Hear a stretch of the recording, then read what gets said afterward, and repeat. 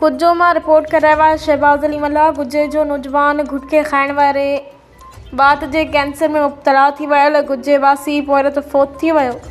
ख़बर मूजिबि गुटखे खाइण करे कुछ अरसे खां बात जे कैंसर में मुब्तला थी वियल मीरबहर मोहल्ले गुज्जे जो रवासी नौजवान हाजन मीरबहर वलद गुल हसन मीरबहर गुरबत सबबि इलाज न थियण करे घर में तड़पी फ़ौत थी वियो। मरहूम हाजन मीरबहर शादीशुदा हो। खेसि 5 न्याणियुनि ऐं 3 पुटनि जो औलाद हुयो।